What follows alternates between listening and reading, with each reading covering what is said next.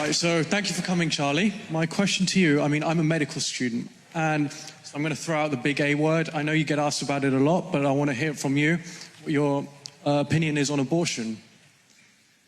Life begins at conception. But about abortion specifically, why do you think abortion's wrong specifically? Well, you agree murder is wrong? I agree. Okay, so this is where we get to the question, right? Because what is it about murder you say is wrong? Like, why is murder wrong? Well, because it's a human being, not just because it has consciousness or because it's of a certain age, because it's a human. And what is it that gives human being this moral worth? Not its consciousness necessarily. I didn't say it's consciousness. I know that. I can imagine it's because it is a human being, because it has a soul. And what is this soul? Where does this come from? This idea that it's... Exactly. I mean, again, the Greeks postulated that it is the entirety of your being. Okay, you guys can laugh. I mean, it's true. I mean, every civilization has had a different belief, but agreed upon ethical monotheism, which is the creed of the West and what the birth certificate of my country articulates, is that every human being is more than just matter. It's more than just a clump of cells, but it also has an invisible element to you that will live beyond you. Fine. So, I mean, can you say that comes from the Bible, or where else do you get that from? Ethical monotheism, which is the creed of the West. And again, the Declaration of Independence mentions God 4 times. The founders were explicitly believed, not in a secular morality, but a divinely given one, of at least this idea that there is a God and you are not him. And let me ask you, what is the first stage of human development? So I mean, this is the thing, right? We can take it from the sperm being generated in the father and the oocyte being generated in the mother, right? They fuse at birth, conception, sorry. The only thing that happens at conception is these 2 cells fuse. Right? No, DNA is created. A zygote. DNA is not created. A DNA, no, that's not true. The DNA, DNA coding at the zygote. Hold on, time out. I'll let you finish. Does a zygote have a unique marker? Charlie, does a zygote have a unique marker? You have to let me speak. You have to answer it, yes or no. Does a zygote have a unique marker?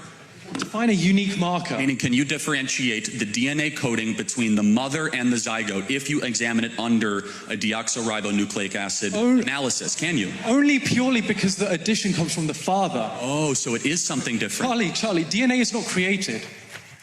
DNA is not created. You have, the father has his own genome, the mother has her own genome. They fuse. This is why you have the same characteristics, similar ones to your mother, similar ones to your father. That's why you have similar characteristics to your siblings. DNA is not created, right? So when you ask me, where does a human being come from? I can say to you, it starts at conception, but all conception is these 2 cells joining, right? But these 2 cells were created, the mother's cells were created long before, they were created when she was a fetus. So there's none of this DNA being produced, right? So we can't establish, the only thing that happens at conception is these two cells fuse. Now this idea that means that for some reason suddenly that moral worth comes in, but it wasn't there before when you had these 2 cells who had half the DNA. But suddenly there's a correct. Yes, something magical happens at that. It's not magical, Charlie. We know about this. Well, hold on. Charlie. Time out. Hold on. I promise you, I'm not trying to score points. I'm not trying to score points on you. This is genuine. We call it the miracle of life for a reason. We've not been able to yet replicate human life development outside of the womb. We call it the miracle of life because, yes, it's something beautiful, the ability to form a new... Magical. It's not... You say magical as in, oh, it's beautiful, it's an incredible thing that happens, of course. But it's not incredible in the sense we don't know what's going on. There's no new DNA coming out of nowhere. Hold on, but time out. Isn't there a separate DNA, though, than the mother? Yes, from the father. Okay, yes, but it's not the father's DNA either. A new coding is created. Charlie, you are a blend of the 2. And so when did your life begin? Okay, so when did your life begin? I mean, again, this comes from what you define as where life starts. You can say life starts at conception, but I'm telling you, I believe that's just an arbitrary point, right? That's just the moment these 2 cells fuse. Now, you say about this mother thing. So the way DNA is arranged in a cell is it's arranged in chromosomes. Chromosomes are paired up, so you have one from the mother, one from the father, typically, in a healthy individual, right? Now, you can take those maternal chromosomes out and you can find that this is who the person's mother is, and you can do the same with the father. Now, the reason you are different to your mother and father is because some of those chromosomes express genes that are different from each other, and so those genes interact, and that's what gives rise to you, right? But there's no space for any kind of moral framework to come into that until you consider that a human being is capable of consciousness and of suffering. But if you take that out of the equation, the fact that these 2 DNA, whatever they call molecules, right? These 2 DNA molecules are fusing. That does not suddenly flip a switch that attributes moral worth to that individual.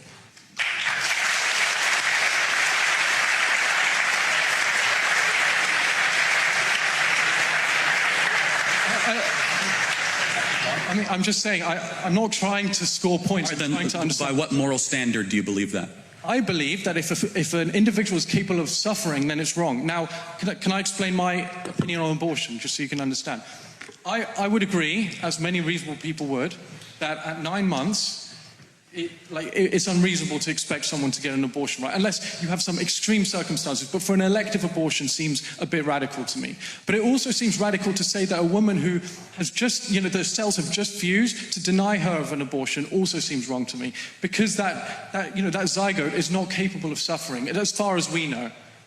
So by what moral standard? Is that just your opinion? Where did you get that moral standard from? Because suffering is a bad thing. We all know suffering is a bad thing. That's an objective fact, right? Well, hold on. So you do believe in objective morality?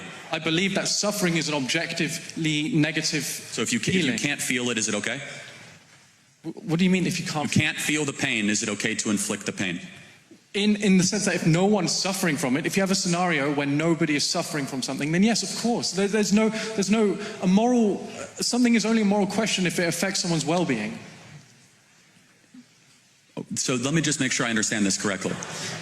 That if it doesn't affect their well-being, so dementia patients that don't know who they are or where they're from, can we execute dementia patients because they're confused about their well-being? Can you imagine a scenario? Or Alzheimer's patients. Charlie, Alzheimer's patients don't really know much about anything. Can we schedule them for execution because they can't technically suffer?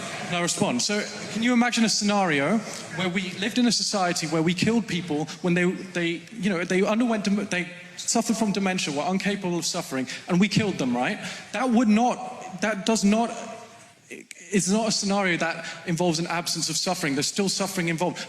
Imagine you grow up thinking, my dad could be killed at any moment because he's going to get dementia. Imagine living your life thinking, I could get dementia and suddenly I'd be killed by my state. Imagine a world where you slaughter 1 million babies every year in America. Charlie, it's not slaughter. That's the problem. Hold on. If it's a forcible removal from the umbilical cord of another human life, again, we have clarity but not agreement.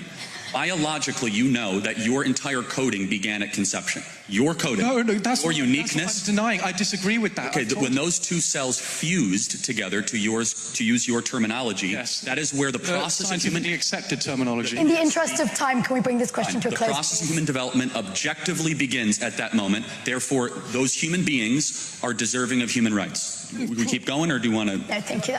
Yeah, you can finish. The process of development begins from the moment the sperm is being generated in the father, the moment the eggs are being generated in the mother. To say that suddenly the moral worth switches on when they fuse doesn't make any sense. That's just a point you've taken. It makes perfect sense, because that is when your journey as a human being, when the sperm and egg were separate, you were not yet a fused human being. You were not created uniquely. DNA existed. In image. Your DNA existed. I thought. Well, no, the parts of your DNA existed. Your DNA did not exist. It's like saying that we have a full car just because we have all the parts. It was not yet put together until conception happens and the zygote was formed. Thank you. I think we have to Can we move on to the next question, please? Thank you.